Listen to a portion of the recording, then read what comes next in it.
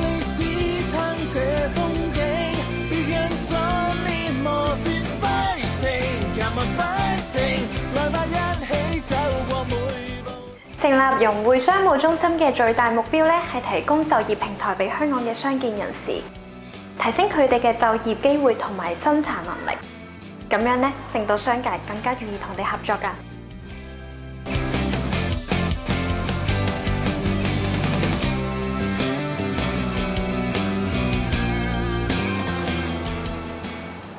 近年嚟咧，越嚟越多企業為咗減低個成本，都會將一啲後勤服務咧外判出去，例如咧係資料輸入、電話銷售同埋一啲客戶服務等等。但係市場上其實並未見有一站式嘅辦公室後勤服務㗎，所以我哋認為全面嘅辦公室後勤服務係一定有需要㗎。我哋唔單止提供收信地址、接聽電話、收發速遞，更加可以貼心咁樣幫你統籌機票訂台、回覆電郵、文件製作同處理、單據交收、銀行入數、會計做帳、網頁製作同管理、網站同埋終端維護等等㗎。我哋嘅中心會聘用傷健人士成為我哋嘅骨幹團隊，同時亦都會配合基層嘅健全人士，以達到傷健共融、互補不足。咁樣以嚟，我哋嘅商業機構可以減低佢哋嘅人工成本同埋租金成本，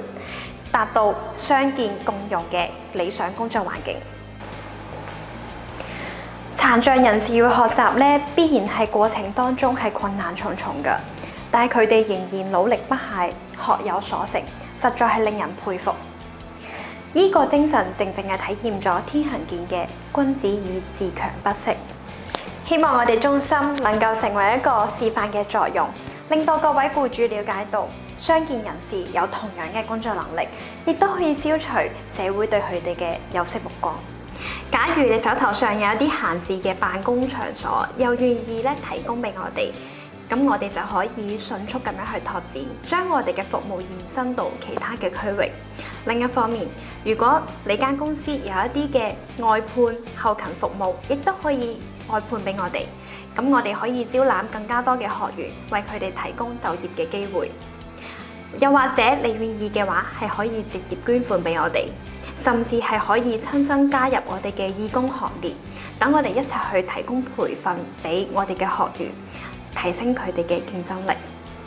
勿以小事而不為，只要我哋嘅中心第一間成功咗，之後不停複製再複製，其實延伸到去全港並唔係一件難事。千里之行始於足下，我哋相信只要有你嘅陪伴多一步，我哋離成功就會近一步。有啲人聽完我哋嘅計劃，甚至會恥笑我哋問㗎。佢話：就憑你可以做什麼啊？我諗咗一諗，答佢都啱嘅。我人微言輕，但我有你。合力支撐這風景，別讓信